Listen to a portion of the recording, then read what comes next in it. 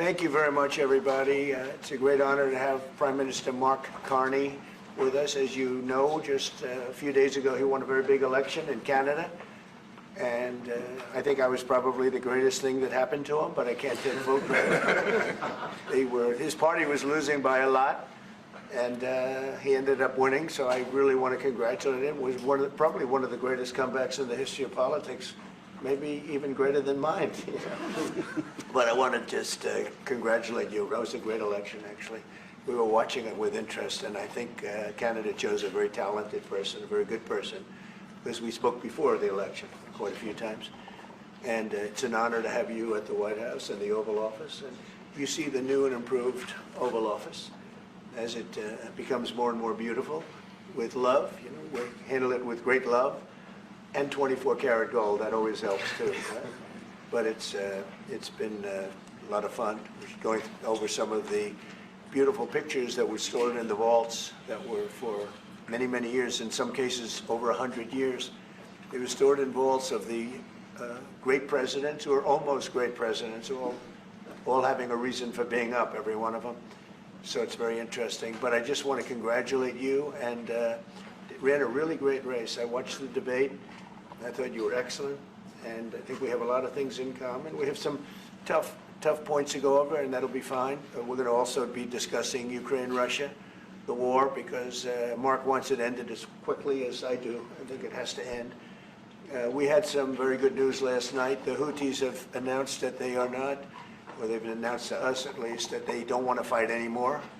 They just don't want to fight, and we will honor that, and we will stop the bombings, and they have capitulated, but more importantly, we will take their word. They say they will not be blowing up ships anymore, and that's what the purpose of what we were doing. So that's just news. We just found out about that. So I think it's very, very positive. They were knocking out a lot of ships going, as you know, sailing beautifully down the various seas. It wasn't just a canal. It was a lot of other places. And I will accept their word, and we are going to stop the bombing of the Houthis, effective immediately. And Marco, you'll let everybody know that, okay? Do you have something to say about that, by the way? It was a pretty big announcement. Yeah, this was always a freedom of navigation mission. These guys, these are, a band of individuals with advanced weaponry that were threatening global shipping. And the job was to get that to stop. And if it's going to stop, then we can stop. And I think it's an important development. And we'll have maybe before we're going to, as you know, the Middle East, Saudi Arabia. We're going to UAE and Qatar, and that'll be, I guess, Monday night. Some of you are coming with us.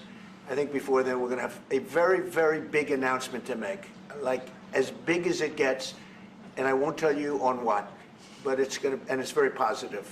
I'd tell you if it was negative or positive. I can't keep that out. It is really, really positive.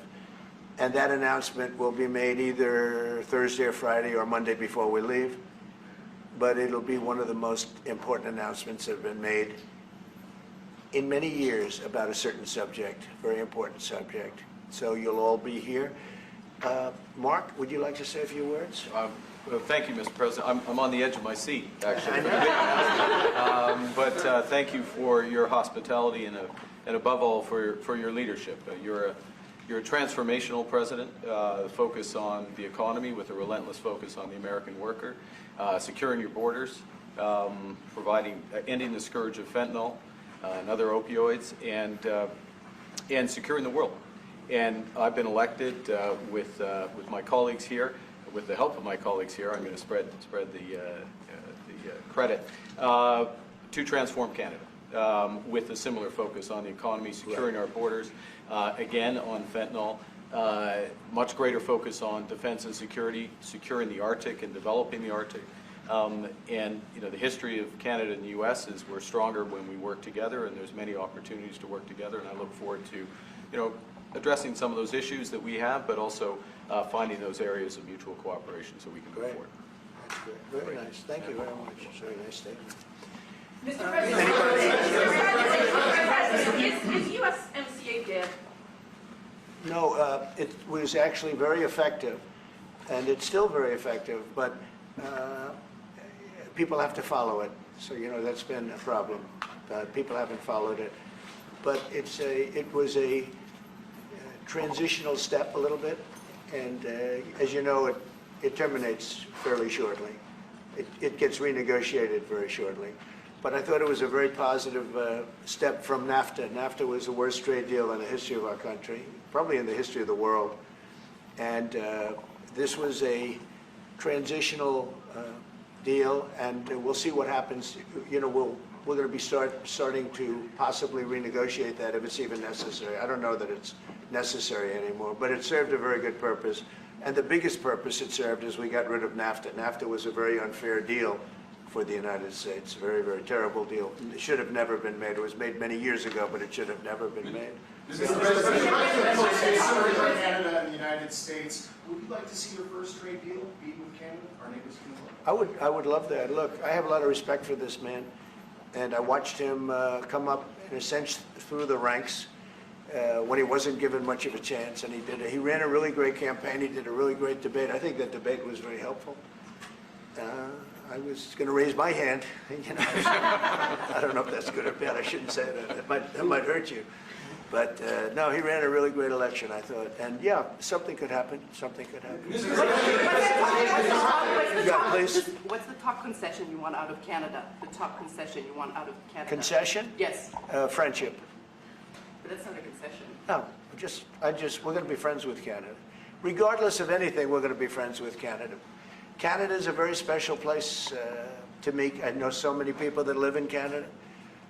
My parents had relatives that lived in Canada, my mother in particular. And I love Canada. I have a lot of respect for the Canadians. Wayne Gretzky, I mean, how good, the great one.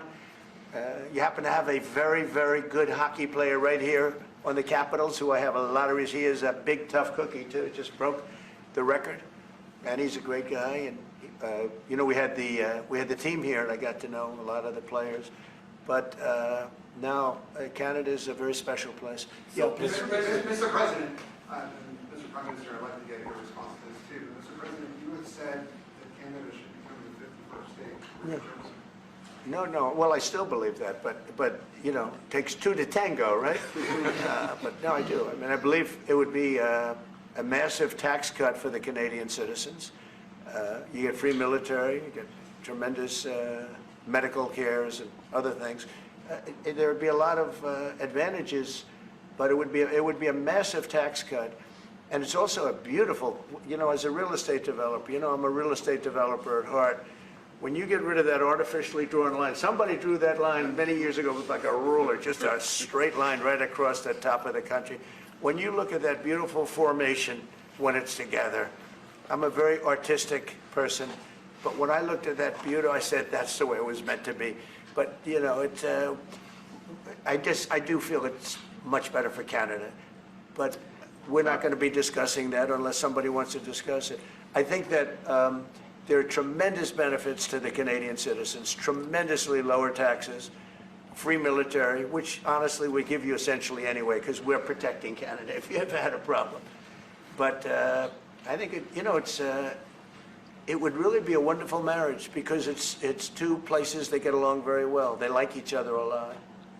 Well, if I may, as you know from real estate, there are some places that are never for sale. That's true. We're sitting in one right now, Buckingham Palace, that you visited as well. That's true. And having met with the owners of Canada over the course of the campaign last several months, it's not for sale, won't be for sale ever. But the opportunity is in the partnership and what we can build together. And we have done that in the past. And part of that, as the President just said, is with respect to our own security. And my government is committed for a step change in our investment in Canadian security and our partnership. And I'll say this as well, that the President has revitalized international security, revitalized NATO, and us playing our full weight in NATO, and that will be part of it. And they have,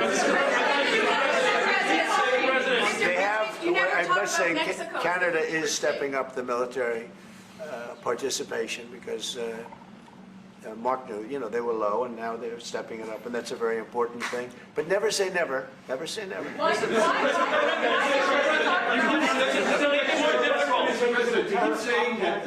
What would it take to get the tariffs off of Canada?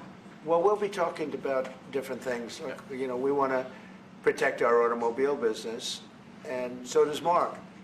But we want to make the automobiles, and we want to, you know, we have a tremendous abundance of energy, more than any country. We have, just in Alaska alone, Anwar's been reopened now. Anwar's probably the largest find anywhere in the world. They say it's larger than Saudi Arabia. I don't know, but it's a lot. But we have tremendous amounts of energy. Other countries don't. We're both lucky in that way. They have energy, we have energy. We have more than we can ever use and more than we could ever sell, actually, and you have the same thing. So we're two countries that are very lucky. If you look at China, they don't have that. You know, it's a big disadvantage. Other countries, most countries don't have, you know, most countries don't have that. So Canada and us, we have a lot of advantages over other places. When you consider what Mr. Carney just said, that Canada is not for sale, does this make the discussion a little more difficult to start on? No, not at all. No, not at all. No, time will tell. It's only time. But I say never. I've had many things that were not doable, and they ended up being doable, and only doable in a very friendly way. But if it's to everybody's benefit, you know, Canada loves us and we love Canada. That's, I think, the number one thing that's important. But we'll see. I mean, over time, we'll see what happens. Mr. President, China. I was hoping you could clarify something. Earlier this morning in Capitol Hill, Secretary Bessent said that there had been no negotiations with China. You have said something different. Can you clarify? They want to meet, and they're doing no business right now. And those ships are turning around in the Pacific Ocean. Big turn. Those are big ships. Those ships take about 10 miles to turn. And, you know, we lost $1 trillion to China on trade because of an incompetent president that we had who preceded me, grossly incompetent. You're finding it out more and more now. And by not trading, we're losing nothing. So we're saving $1 trillion. It's a lot. But they want to negotiate, and they want to have a meeting, and we'll be meeting with them at the right time. But you haven't met with them yet. I have not met with them, of course. You would know if I'd met. I'd tell you. They want to meet, but, you know, we are right now, look, they're suffering greatly. Their economy is suffering greatly because they're not doing trade with the U.S. And they made most of their money off the U.S. Don't kid yourself. They don't make the money off other countries like this. And they were making, we had a trade imbalance. We had a deficit, or they had a surplus, another way of saying it, of more than $1 trillion. Think of it, more than $1 trillion. And because of 145%, that's the only reason, but because of, they have now 145% tariff, there's no trading. You can't trade with 145%. We are, therefore, making, in a certain way, I guess, $1.1 trillion. In other words, we're not losing $1.1 trillion. Our deficit is much better. When I started, I say we were losing billions of dollars a day on trade. That's rapidly turning around. We looked at numbers this morning. So we were losing, the United States during Biden was losing more than, I won't even give you numbers because they're so embarrassing, but billions of dollars a day on trade. Those numbers are rapidly turning between the tariffs. Don't forget, we're now getting 25% on cars, 25% on aluminum, 25% on steel, and maybe more importantly, massive numbers of companies are moving into the United States. Honda, we have tremendous, the car companies are moving in at levels we've never seen before. The biggest investment ever made in the United States is being made right now. Trillions of dollars. I would say we could be at $9 trillion. You could go back to other presidents. They haven't had $1 trillion for their entire term. Look at Biden. He had bad numbers. People were leaving. They weren't coming in. They were leaving with Biden, and he didn't know the difference. The only thing he knew is people coming in. You know who they were? Illegal immigrants, okay, from prisons, from mental institutions, from all sorts of places that weren't good, from gangs, from Venezuela. They were coming in and they were criminals and murderers, 11,888 people that murdered, and at least half of them murdered more than one person. This is what Biden led into our country. I'm bringing in big companies. We have Apple is investing $500 billion. We have Jensen, as you know, is going to be 500 biggest chip maker, or chip thinker, I call him. He's really a thinker more than a maker. But we also have the maker, Mr. Wei. I get to know them all in the last, it was a cram course.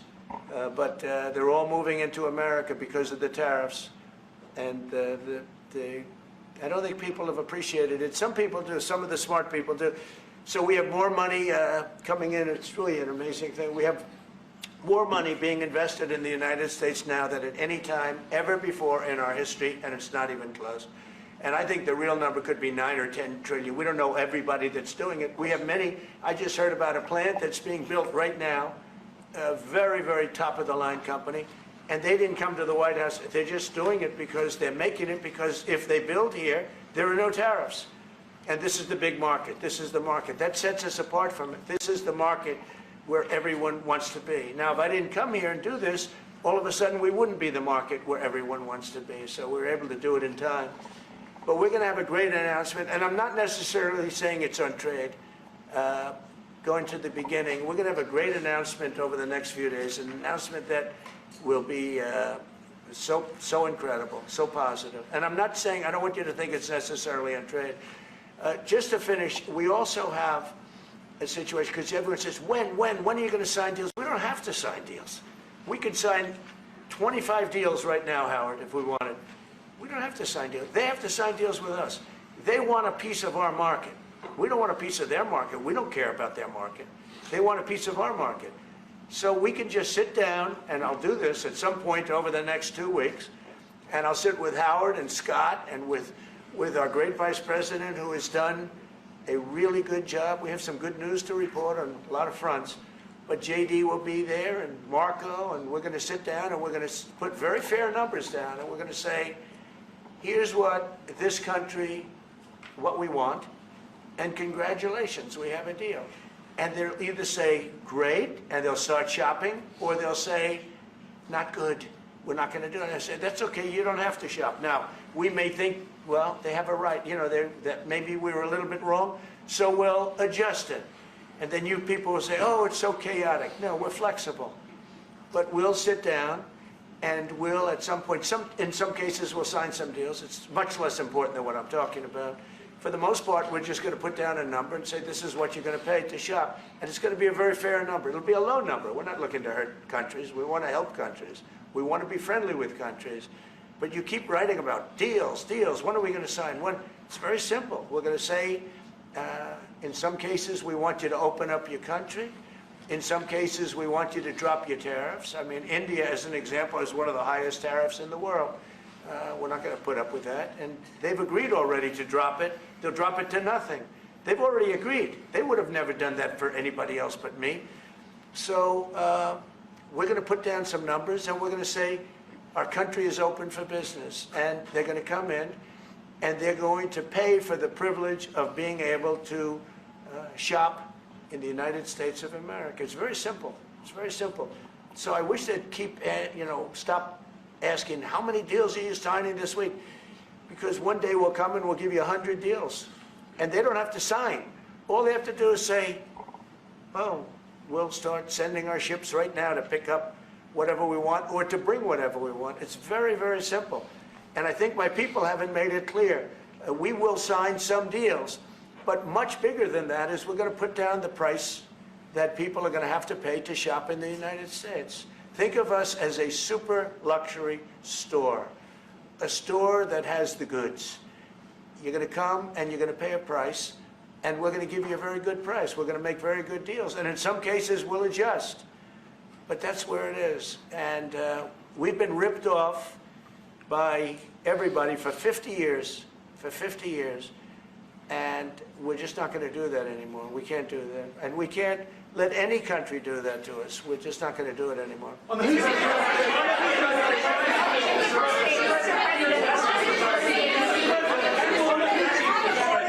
Philippines, can you tell tell us a bit more about the deal that you've reached with the Houthis? that you No, it's not a mentioned? deal. They've said, please don't bomb us anymore, and we're not going to attack your ships. And where did you hear about that? It doesn't matter where I hear it. The very good source, I could tell you. Very, very good source. Would you say Marco? I would say pretty good, right, JD? A very good source. Mr. No, President, they don't want to be. They don't want to be. They don't want to be bombed anymore. You know. Sort of thought that would happen. It's behind you. Clarifying something you said on USMCA, is the U.S. prepared to walk away from that pact? From what pact? USMCA. No. It's fine. It's there. It's good. We use it for certain things. It's there. We have the USMCA is a good deal for everybody. I won't say this about Mark, but I didn't like his predecessor. I didn't like a person that worked for. She was terrible. Actually, she was a terrible person, and she really hurt that deal very badly because she tried to take advantage of the deal and she didn't get away with it. You know what I'm talking about. But so you know, we had a bad relationship having to do with the fact that we disagreed with the way they viewed the deal, and we ended it. You know, we ended that relationship pretty much.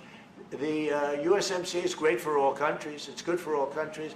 We do have a negotiation coming up over the next year or so to adjust it or terminate it. Mr. President, I'll say a word on USMCA if I may, Mr. President. It is a basis for a broader negotiation. Some things about it are going to have to change. And part of the way you've conducted these tariffs has taken advantage of existing aspects of USMCA. So it's going to have to change. There's other elements that are come, and that's part of what we're going to discuss. During the campaign, Prime Minister Carney talked about the American betrayal. How did you react if Canada decided not to shop in the American During the campaign, Prime Minister Carney talked about the American betrayal. How do you react if Canada decided not to shop in the American store as much as before and decided to partner with other countries? Well, we don't do much business with Canada from our standpoint. They do a lot of business with us. We're at like 4%, and usually those things don't last very long. You know, we have great things, great product. The kind of product we sell, nobody else can sell, including military. Look, we make the best military equipment in the world, and Canada buys our military equipment, which we appreciate, but we make the best military equipment in the world by far. The missiles, the submarines, everything. Everything we have is really top notch. I rebuilt our military during our last term. Stupidly, we gave some away to Afghanistan, which shouldn't have happened. But that was, I think it was the most embarrassing moment in the history of our country. It was just a very incompetent people. But if you look, the man that's now the head of our Joint Chiefs, he led the attack on ISIS for me. That's why he's the head of the Joint Chiefs.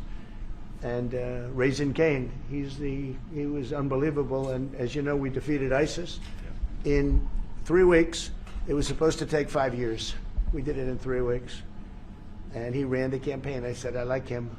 But I knew him before. I went to Iraq, and we agreed to a plan, and that was the plan. And as you know, we did it in record time.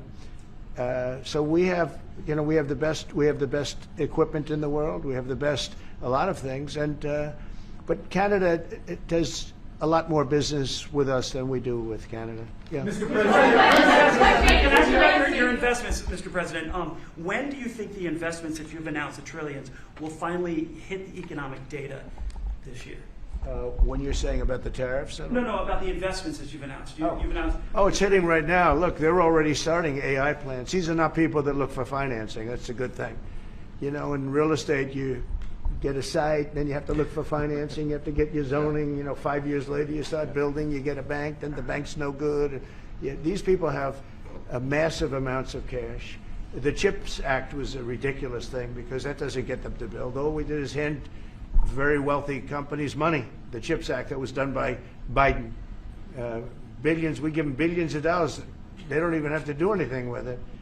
And then if you weren't, if you didn't have, and I don't want to be a wise guy, but if you didn't go with the DEI, if you didn't go with all of the different things woke, if you weren't woke, you couldn't even use the money. You had to have a certain percentage of this and that and that and that. It's impossible. impossible to have. The companies actually complained to me. They say they gave me all this money, but nobody can get these people to do anything. I mean, look, President Obama, and if he wanted help, I'd give him help because I'm a really good builder and I build on time, on budget. He's building his library in Chicago. It's a disaster. And he said something to the effect, I only want DEI, I only want woke. He wants woke people to build it. Well, he got woke people, and they have massive cost overruns. The job is stopped.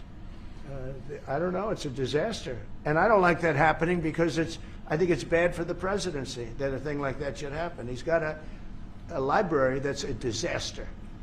And he wanted to be very politically correct, and he didn't use good, hard, tough, mean construction workers that I love, Marco. I love those construction workers.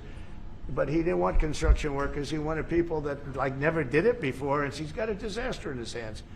Like millions of dollars, really many millions of dollars over budget. And I would love to help him with it, or somebody else. I could recommend professionals. But it was not built in a professional manner. By the way, nor was in California a little train going from San Francisco to Los Angeles that's being run by Gavin Newsom, the governor of California. Did you ever hear of Gavin Newsom? He has got, that train is the worst cost overrun I've ever seen. It's like totally out of control. So then they said, all right, we won't go into San Francisco. We'll stop 25 miles short. And we won't go into Los Angeles. We'll stop 25 miles short. It's hundreds of billions of dollars for this stupid project that should have never been built. And then they realized that it would have been a lot less costly if we just gave limousine service back and forth and gave it free. They would have saved hundreds of billions of dollars. They have airplanes that go there for one 1/100th the cost, and they have cars. They have a thing called a highway that goes back and forth. It's not fully utilized.